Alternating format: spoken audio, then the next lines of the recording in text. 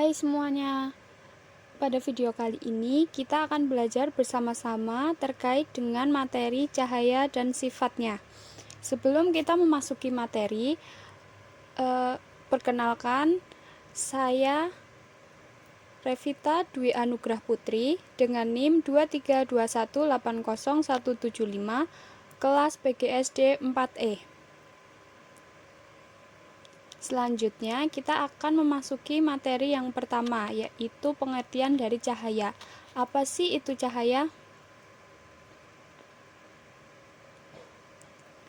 Menurut Kamus Besar Bahasa Indonesia atau KBBI, cahaya adalah sinar atau terang yang berasal dari sesuatu yang bersinar seperti matahari, bulan, dan lampu. Dengan sinar memungkinkan mata kita untuk menangkap bayangan benda-benda yang ada di sekitar. Selain itu, menurut sains, cahaya adalah salah satu energi yang memiliki gelombang sekitar 380 sampai 750 nanometer. Gelombang cahaya tidak membutuhkan medium untuk merambat. Itulah sebabnya cahaya tetap dapat merambat meskipun dalam ruangan yang hampa. Contohnya yaitu ada pada cahaya matahari, tetap bisa sampai ke bumi meskipun melewati ruang hampa udara di luar angkasa dalam hitungan waktu 300 juta meter per second.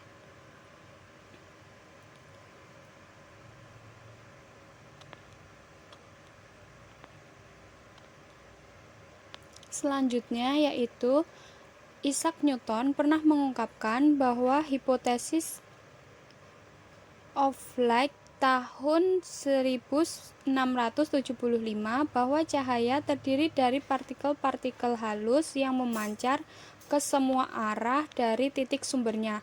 Sumber cahaya adalah benda yang bisa menghasilkan cahaya.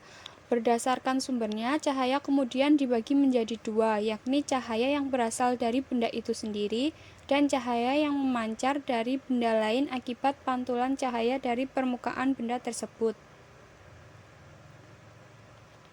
Selanjutnya yaitu kita akan mempelajari sifat-sifat cahaya. Apa sih itu sifat-sifat cahaya? Dalam praktiknya, cahaya sebagai gelombang energi memiliki sifat atau karakteristik yang dapat dijadikan sebagai tujuan dan fungsinya dalam kehidupan sehari-hari. Sifat cahaya ini memiliki perbedaan dengan bentuk energi lain, seperti bunyi, getaran, dan sebagainya.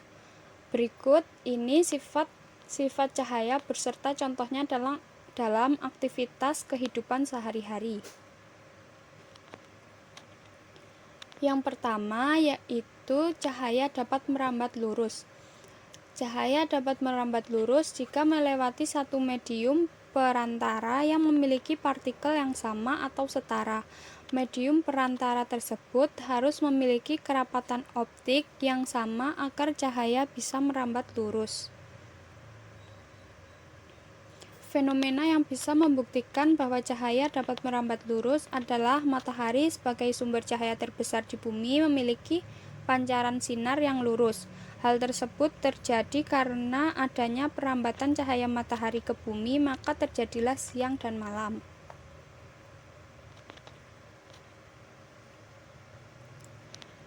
Yang kedua yaitu cahaya dapat dipantulkan.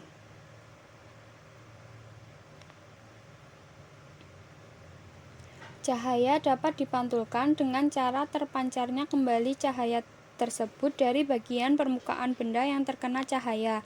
Sifat pemantulan yang dimiliki cahaya ini dapat dibagi menjadi dua, yakni pemantulan teratur dan pemantulan baur atau difus. Pada proses pemantulan teratur, berkas cahaya akan memantul sejajar, sedangkan pemantulan baur adalah pemantulan cahaya yang terjadi pada permukaan yang tidak rata.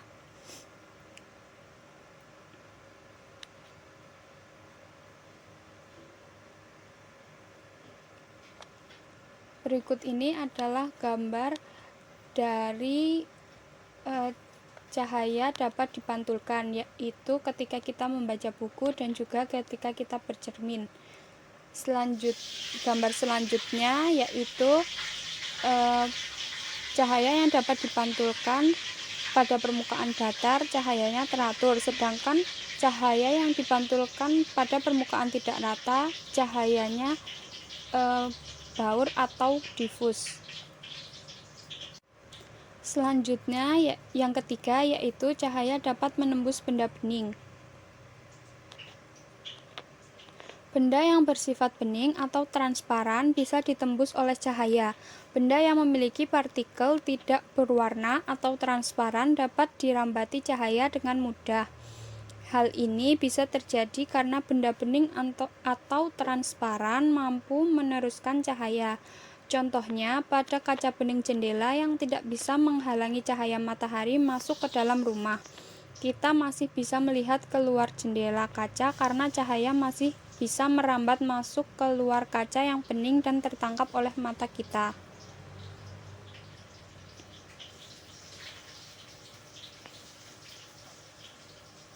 Yang keempat, yaitu cahaya dapat dibiaskan.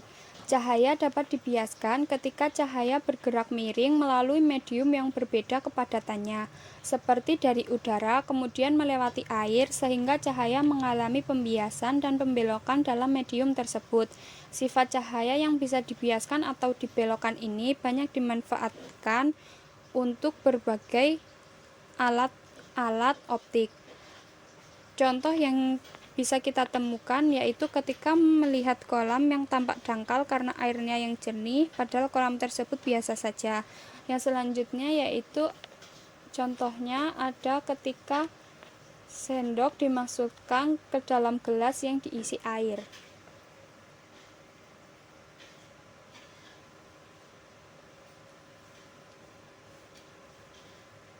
Selanjutnya yang kelima, cahaya dapat diuraikan.